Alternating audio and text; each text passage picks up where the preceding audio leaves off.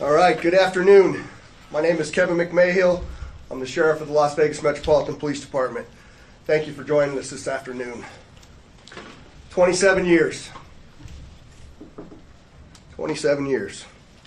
For 27 years, the family of Tupac Shakur has been waiting for justice. We are here today to announce the arrest of 60-year-old Duane Keith Davis, aka Keffe D, for the murder of Tupac Shakur.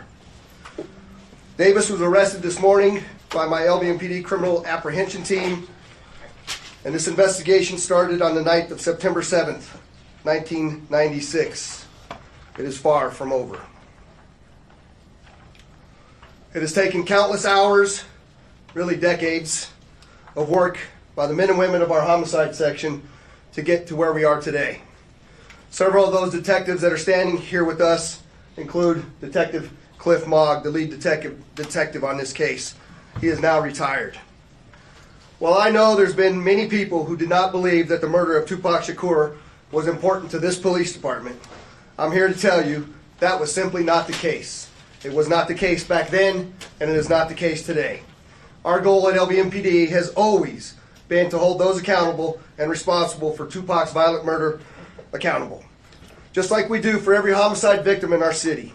Every single victim, every life that is lost is important and remains a priority to this police department. As we methodically built this case to move forward with an arrest, it was also important that at the same time we're building towards a successful prosecution. We work closely with our esteemed district attorney, Steve Wolfson, in his office to ensure that is going to happen. Mr. Davis's own words reinvigorated our case in 2018. I'm going to give you some of those details, and I'm going to introduce to you our homicide lieutenant, Jason Johansson, and he will provide you many of the details on how we got here today. Lieutenant. Thank you, Sheriff, and thank you everybody for being here today. My name is Jason Johansson, and I'm the homicide lieutenant with the Las Vegas Metropolitan Police Department. And my goal here today is to walk you through our investigation and what led us to the indictment of Duane Davis, also known as Keffe D, for the murder of Tupac Shakur. This case has been reviewed by our homicide team and homicide detectives for over 2.5 decades. And ultimately, our persistence in this investigation has paid off. Let me walk you through a timeline of events that as we know them right now. Prior to September 7th of 1996, as we all know, Tupac Shakur was an artist who was signed with Death Row Records. And that Death Row Records and its CEO, Marion Suge Knight, were closely affiliated with the Mob Piru criminal street gangs, and that they had an ongoing feud with the Southside Compton Crips. Duane Davis was the leader and shot caller of the Southside Compton Crips. And both of these gangs operated out of the Southern California area of Compton. On the night of September 7th of 1996, Tupac Shakur, along with Suge Knight and members of their entourage, which include members of Mob Piru, came to Vegas to attend the Mike Tyson fight at the MGM Grand Garden Arena.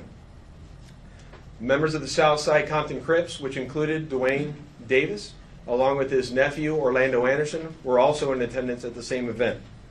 As both were leaving the fight, members of Death Row Records spotted Orlando Anderson near an elevator bank inside the MGM, and at that time they began to kick and punch him near that elevator bank. I will now show you hotel security footage, as many of you have already seen, related to this incident. And on this incident, you will see Tupac Shakur, who's wearing a shiny satiny shirt, along with Marion Suge Knight, who's a large man in a brown suit, punching and kicking Orlando Anderson. Lower your phone.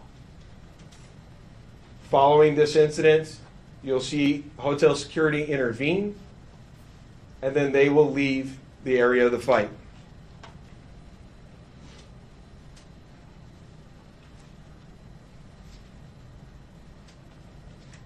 Little did anyone know that it is this incident right here that would ultimately lead to the retaliatory shooting and death of Tupac Shakur.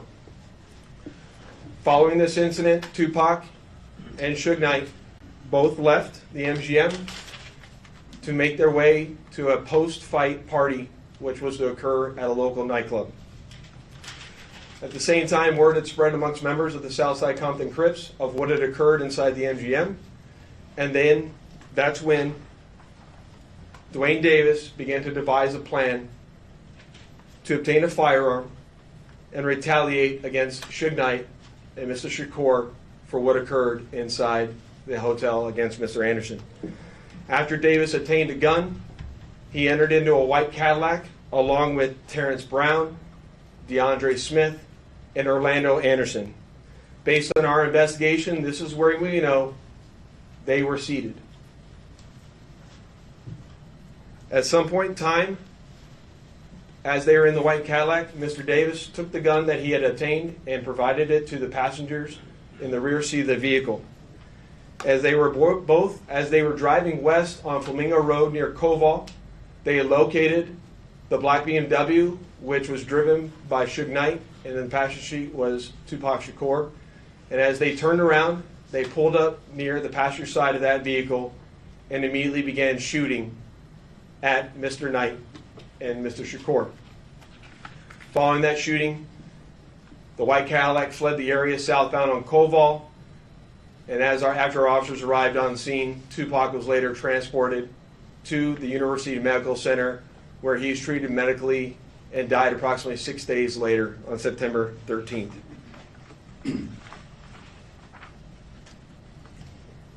My homicide section handled this investigation from its onset and for a short amount of time. And within a short amount of time, what we knew was that we were working a gang investigation where our victims, our witnesses, and our suspects were all from Southern California and not local to Las Vegas. Within the first few months of the investigation, our detectives knew most of the information I just briefed you on. However, we never had the necessary evidence to bring this case forward and present it for criminal charges. As time went on, this case had been reviewed multiple times by different investigators assigned to my section, but it wasn't until 2018 that this case was reinvigorated as additional information came to light related to this homicide. Specifically, Duane Davis's own admissions to his involvement in this homicide investigation that he provided to numerous different media outlets. In our section, we knew at this time that this was likely our last time to take a run at this case to successfully solve this case and bring forth a criminal charge. It was at that time that this case was assigned to Cliff Mogg, a detective within my homicide section.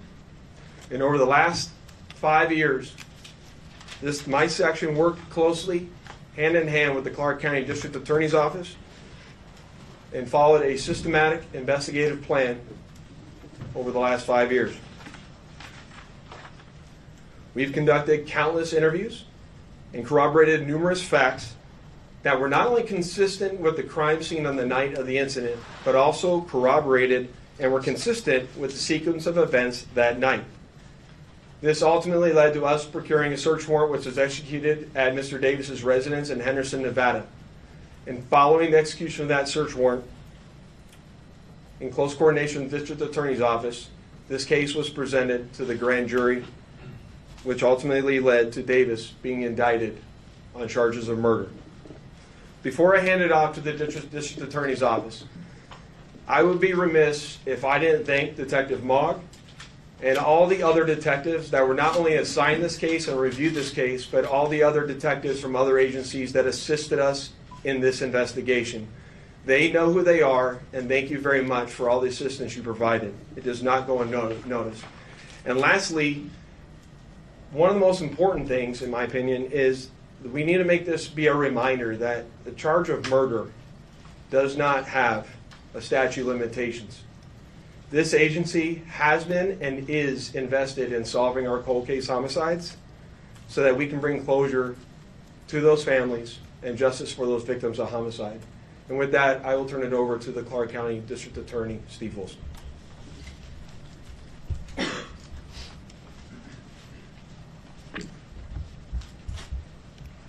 Thank you, Lieutenant Johansson. I appreciate it.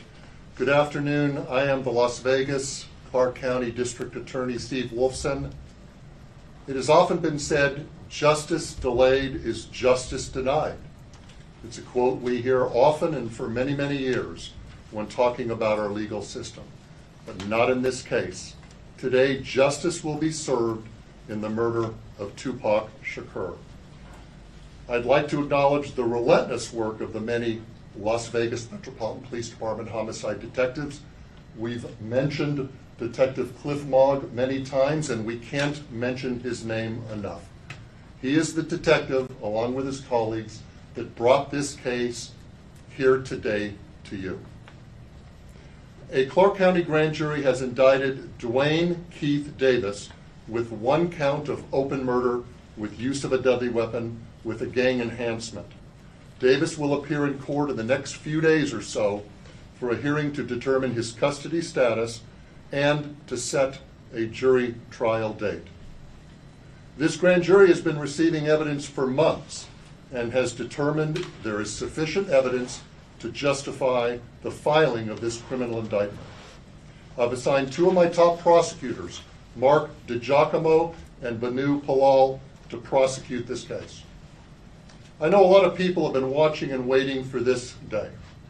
Tupac Shakur is a music legend, and for a long time, this community and worldwide have been wanting justice for Tupac. Today, we are taking that first step. Tupac was actually quoted as saying, "Death is not the greatest loss in life. The greatest loss is what dies inside while still alive.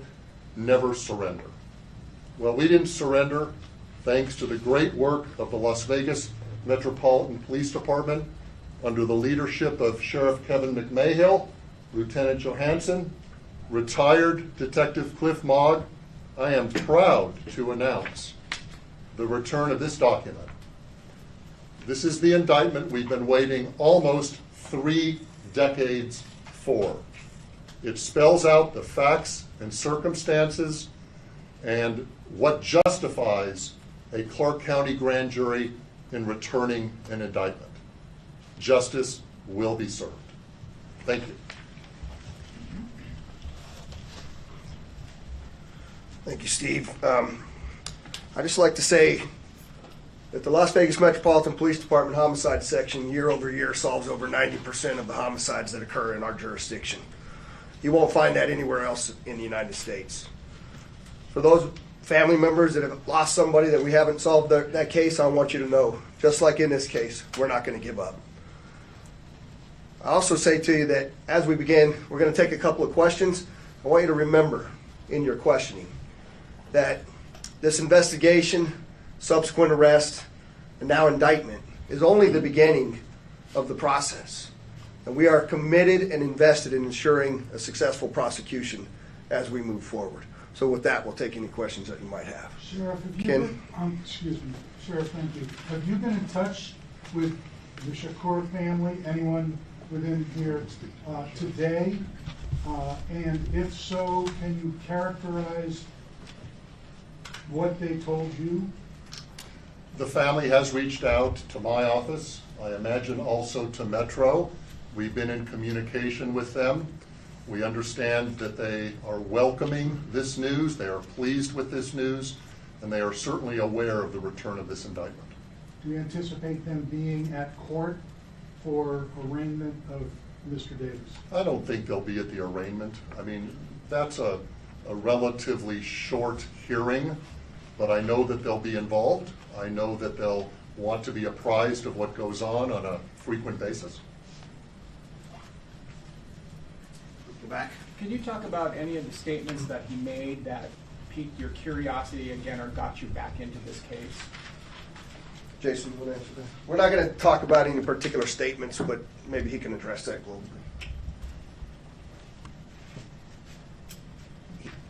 What I'll say is there's a lot that's going to come out when it comes time for trial, but he provides his own series of statements that are very consistent with the evidence that we have on the scene that we've obtained through our investigation. I'll leave it at that. can you identify anything that came from the raid, I'm sorry, the service of the warrant in July that you didn't know before? Yeah, that's a good question. What I'll say about the search warrant that we did in July, that we obtained information or evidence during that execution of that search warrant that corroborated information obtained through our investigation, and I'll leave it at that until we go to trial. Go ahead. Hello, Tiffany Lane with Channel 3. So I know that this was obviously a big move. Is there anyone else being looked at this point? I know a lot of people have passed away since this incident, but is anyone else being looked at as part of this investigation still? So as I stated earlier, in this case, the only living suspect related to this investigation is Duane Davis. All other 3 suspects are deceased. Vanessa. Thank you. Vanessa Murphy, Channel 8. Steve, can you talk about the murder charge if he is not the one believed to have pulled the trigger? Yes, well, under Nevada law, and this is the law in most states in this country, you can be charged with a crime whether you're directly involved or whether you're an aider and abettor. We have an aiding and abetting statute, which provides that if you help somebody commit a crime, you can be equally as guilty. The best example is 2 guys that agree to commit a bank robbery, and one of them goes into the bank with a gun and actually commits the robbery, and the other guy is the getaway driver. Never went in the bank, but he assisted the guy that went in the bank, so he's equally guilty. That is one of the theories in this case as well. Last question. Do investigators believe that Davis was the only person behind the plan to kill Tupac, or was he one of multiple people who came up with this plan? I think the best way to characterize that is Duane Davis was the shot caller for this group of individuals that committed this crime, and he orchestrated the plan that was carried out to commit this crime. And can you say how he obtained the gun or who he obtained it from? We know that he obtained it from a close associate. That a lot of the actual details of who specifically, all that come out at trial, but he obtained it from a close associate of his. Thank you for coming. Lieutenant, Appreciate it. Can you say if Davis had said anything since he